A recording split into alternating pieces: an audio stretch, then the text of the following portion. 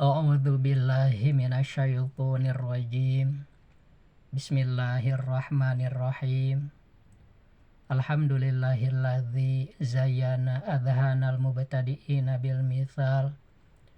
Wassalatu ala nabiyyihilladzi yajibu lahu alainal imtithal. Wa ala alihi wa ashabihil musufina bi ahsanil khisal.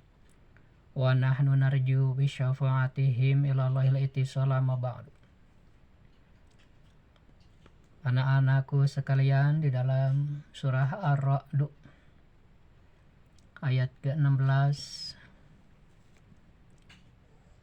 Allah Subhanahu wa taala berfirman, Qulillahu khaliqu kulli syai'in wallahu a'lam bimuradi. Qul, katakanlah oleh engkau wahai utusan, wahai Muhammad, Allahu, bahwa hanya Allah lah khaliqu, yang telah menjadikan kulli syai'in, segala sesuatu.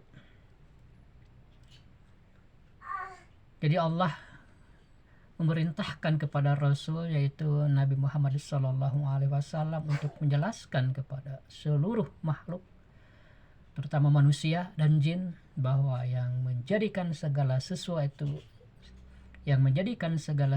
itu hanyalah Allah Subhanahu wa ta'ala, tiada yang lain dan tidak ada yang terlewat. Semua yang ada itu dijadikan oleh Allah Subhanahu wa ta'ala. Fokus kita hari ini tentang segala sesuatu itu. Di dalam pembahasan ilmu tauhid, para ulama menjelaskan bahwa segala sesuatu itu intinya terdiri dari 4 kelompok.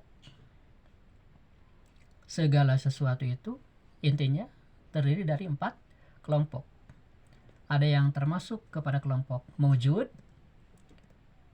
yang kedua kelompok ma'dum, yang ketiga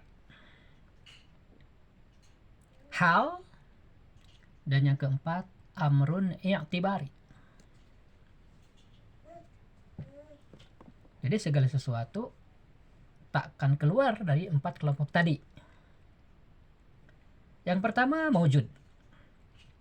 Maujud itu artinya yang ada, baik bisa dilihat, dirasakan oleh panca indera kita maupun tidak.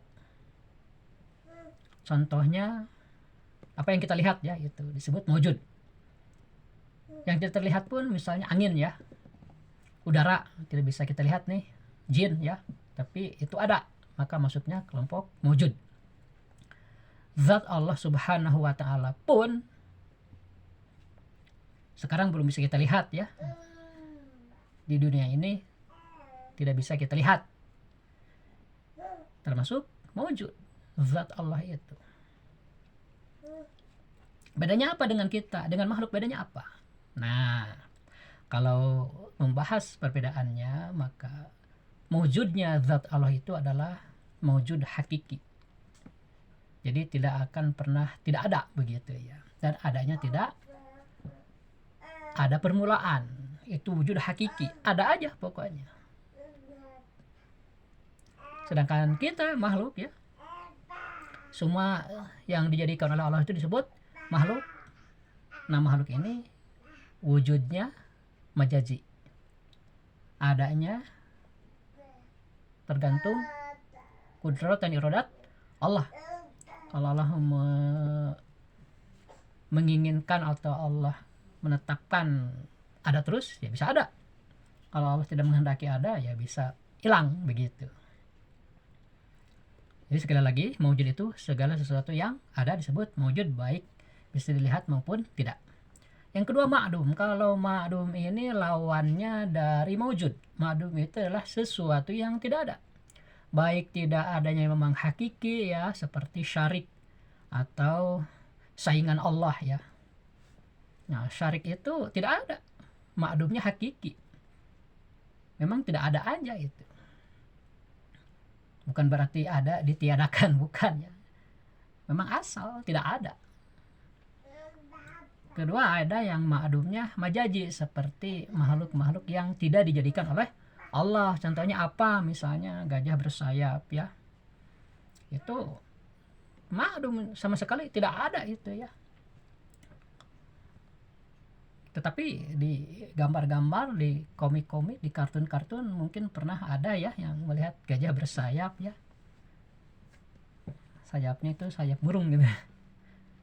Nah, itu kan berarti bisa dihayal ya. Segala sesuatu yang biasa dihayal itu disebut mumkinat. Nah, mumkinat ini seandainya Allah berkehendak menjadikannya bisa, bagi Allah itu gampang.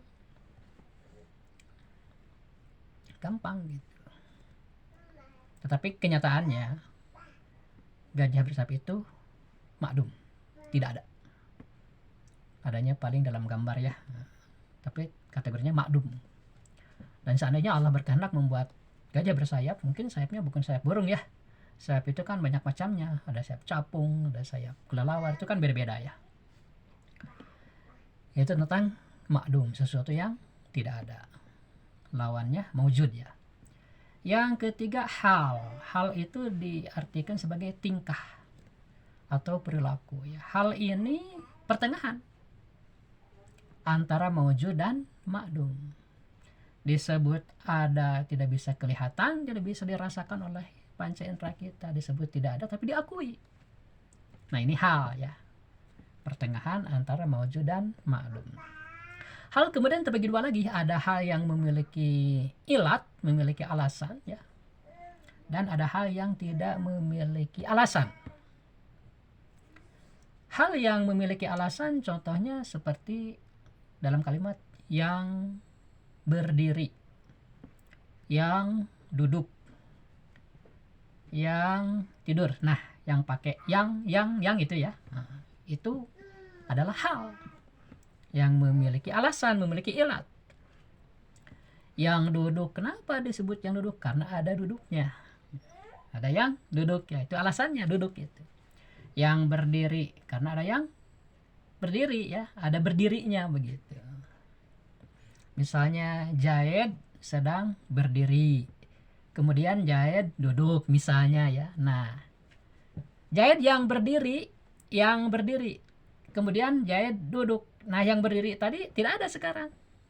Adanya sekarang apa? Yang duduk. Nah, itu hal yang memiliki alasan. Hal yang memiliki alasan ini dalam istilah lain disebut juga sebagai sifat maknawiyah. Sifat maknawiyah. Kemudian yang kedua tadi ada hal yang tidak memiliki alasan. Nah, hal yang tidak memiliki alasan disebut sifat nafsiyah. Misalnya apa? Ya Zaidnya. Adanya Zaid. Zaid yang berdiri. Yang berdiri ada kan? Zaid juga ada ya. Yang berdiri itu sifat manawiyah. Adanya Zaid sifat nafsiyah. Ada ya, wujud dalam bahasa Arab itu. Dalam bahasa kita ada. Kemudian Zaid itu duduk. Nah, yang berdiri tadi tidak ada. Sekarang yang ada itu yang duduk. Nah, ini sifat nafsiyah nih, berubah. Tapi Zaidnya tetap ada. Nah, itu kan tidak ada alasan Zaid itu. Jadi tidak ada, tetap pasti ada. Nah, itu disebut hal yang tidak memiliki alasan. Karena ada ini atau wujud ini selalu terikat dengan adanya sesuatu tadi. Selama ada ya wujudnya ada begitu. Itu hal ya yang tidak memiliki alasan, yang disebut dengan sifat nafsiyah. Sekali lagi, hal terbagi dua. Ada hal yang memiliki alasan yang disebut dengan sifat manawiyah, dan hal yang tidak memiliki alasan yang disebut dengan sifat nafsiyah. Sifat maknawiyah seperti yang pakai yang itu semua tadi ya, yang duduk, yang berdiri ya. Sedangkan sifat nafsiyah itu wujud. Wujudnya Zaid misalnya ya. Wujudnya itu sifat nafsiyah. Yang keempat adalah amrun i'tibari, perkiraan. Perhitungan ya, kemungkinan begitu. Sama ya maksudnya. Misalnya orang yang baik, suka menolong, suka membantu, itu diperkirakan suatu ketika dia akan tidak baik, tidak menolong. Nah, tidak menolongnya ini adalah perkiraan, amrun i'tibari. Walaupun seumur hidup tidak pernah menolong, itu cuma sekali misalnya ya. Sama seperti orang yang pelit misalnya. Secara logika, suatu saat pasti dia akan tidak pelit. ya, walaupun tidak pelitnya seumur hidup sekali gitu ya. Nah, itu disebut amrun itibari, diperkirakan begitu. Jadi orang yang tidak baik tidak akan selamanya tidak baik begitu ya. Orang yang baik pun tidak akan selamanya baik begitu ya. Suatu saat pasti dia berlawanan lah dengan sifatnya itu. Itu amrun itibari. Baiklah ya, kalau dipanjangkan panjang juga nih untuk pembahasan tentang maujud, ma'dum, hal, dan amrun itibari. Bapak cukupkan dulu ya hingga di sini. Akhirul kalam, assalamualaikum warahmatullahi wabarakatuh.